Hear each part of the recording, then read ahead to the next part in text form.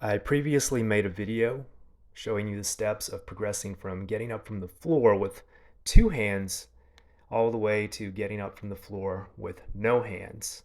But if you're finding that level one, getting up with two hands in my method, is not doable because you can't shift your weight forward enough, then what you need to get to that level is a little bit of hip mobility.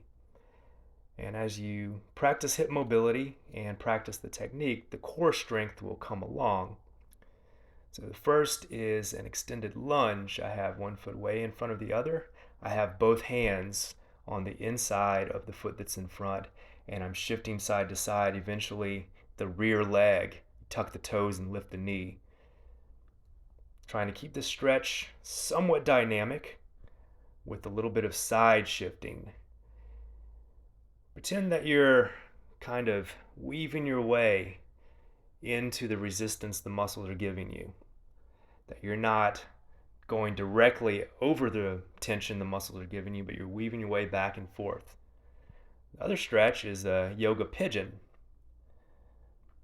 So one leg goes forward with the knee bent like this, and the other leg is extended as far back as you can, shifting the hips and the torso from side to side, trying to get lower and lower.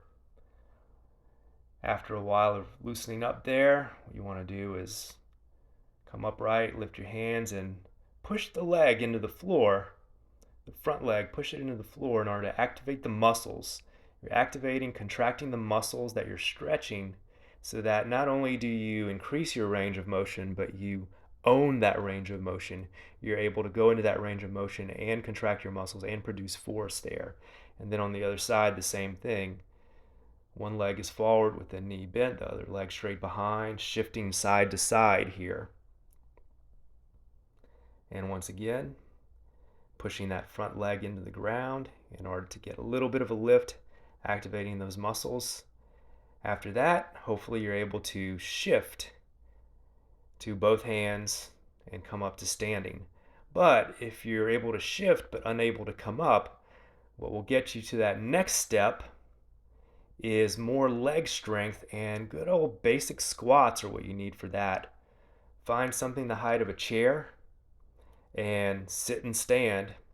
You want to have the feet flat on the floor, the knees pushing out slightly, and basically sit fully and stand fully. Shifting the weight forward onto the legs is part of the practice of this, so it's different than a weight training squat where you might be only barely tapping your butt on the surface on which you're sitting. On this, you want to sit fully. And over time, gradually, it may be weeks or months, you're doing repetitions with a lower and lower surface, working all the way down to something maybe about 4 to 6 inches, maybe something the size of your basic step or curb, like this height. Once you've gotten the strength to do several repetitions here, you'll be able to try to move up to doing it with one hand. And if you're finding that you were able to do it with two hands, but now one hand is giving you trouble, here's an exercise for you.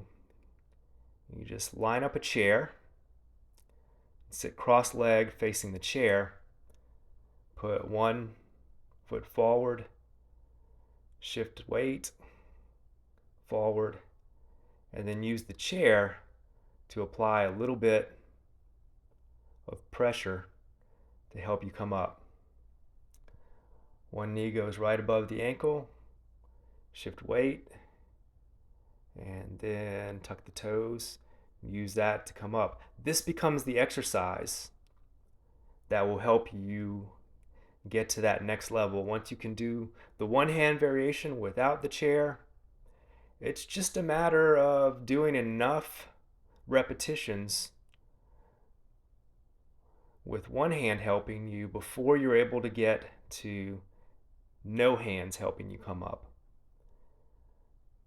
Wherever you are in this process, work on these in-between steps